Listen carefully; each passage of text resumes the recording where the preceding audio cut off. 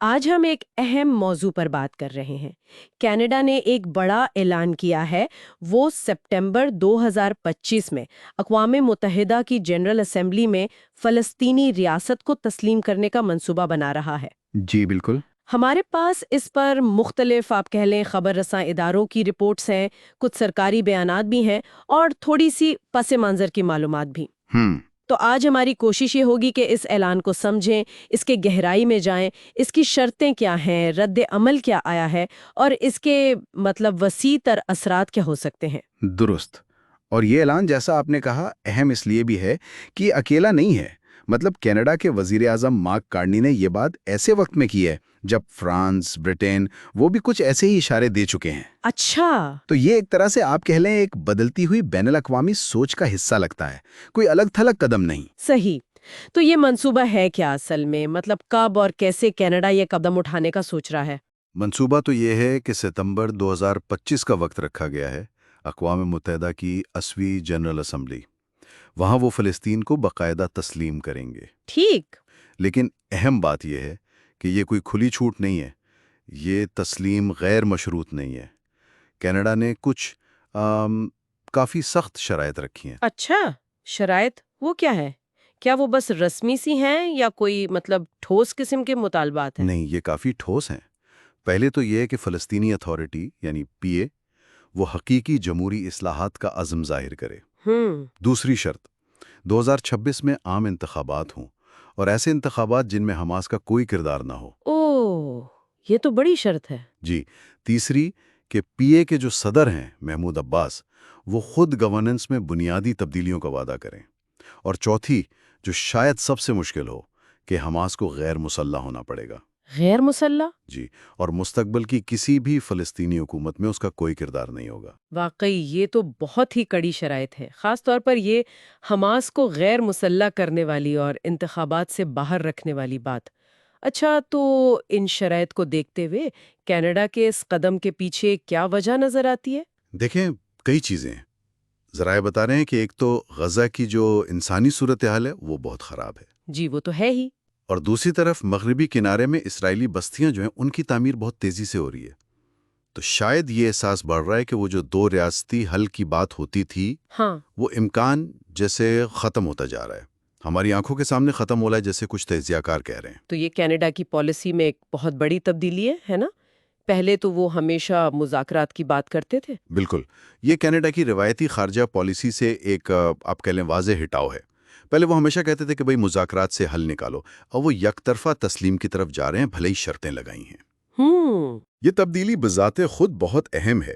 اس کے پیچھے صرف وہ علاقے کی صورتحال نہیں، شاید ایک وسیع تر بین الاقوامی دباؤ بھی ہے، سوچ کی تبدیلی بھی ہے۔ اچھا، بین الاقوامی تناظر کی آپ نے بات کی، تو کینیڈا اب G7 میں تیسرا ملک بن گیا ہے فرانس اور برٹن کے بعد، جس نے ایسا کچھ کہا ہے۔ کیا یہ کسی بڑی لہر کا اشارہ ہے؟ لگتا تو یہی ہے۔ ایک وہ نیو یارک کال کے نام سے اعلامیہ بھی ہے نا، جس پر کینیڈا، آسٹریلیا، نیوزی لینڈ، کچھ اور ملکوں نے بھی دستخط کیے ہیں۔ اچھا۔ جی، تو وہ بھی ایک طرح سے مستقبل میں فلسطین کو تسلیم کرنے کی ایک ممکنہ لہر کی طرف اشارہ کرتا ہے۔ اور یہ بھی یاد رکھیں کہ اقوام متحدہ کے 147 ممبر ممالک تو پہلے ہی فلسطین کو تسلیم کرتے ہیں۔ ہاں، یہ تعداد کافی زیادہ ہے۔ جی، تو کینیڈا ایک بڑھتی ہوئی اکثریت میں شامل ہو رہا ہے۔ لیکن ظاہر ہے اس اعلان پر سب خوش نہیں ہوں گے۔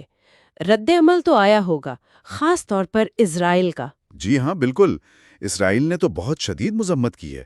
ان کا تو کہنا ہے کہ یہ حماس کے لیے انعام ہے، دہشت گردی کی حوصلہ افزائی ہے۔ اوہو۔ اور اسرائیلی حکام یہ بھی کہہ رہے ہیں کہ اس سے جنگ بندی کی کوششیں، یرغمالیوں کی رہائی کی کوششیں، ان کو نقصان پہنچے گا۔ اور امریکہ کا کیا موقف ہے؟ سنا ہے سابق صدر ٹرمپ نے بھی کچھ کہا ہے۔ جی، سابق امریکی صدر ڈونلڈ ٹرمپ نے بھی تنقید کی ہے، بلکہ یہاں تک کہہ دیا کہ اس کی وجہ سے کینیڈا کے ساتھ مستقبل میں کوئی تجارتی معاہدہ کرنا بہت مشکل ہو جائے گا۔ اچھا۔ ان کا بھی وہی موقف تھا کہ یہ حماس کو انعام دینے والی بات ہے۔ دوسری طرف فلسطینی اتھارٹی نے البتہ خیر مقدم کیا ہے، وہ اسے درست سمت میں قدم کہہ رہے ہیں۔ اور خود کینیڈا کے اندر کیا صورتحال ہے؟ وہاں سب متفق ہیں؟ نہیں، وہاں بھی نہیں۔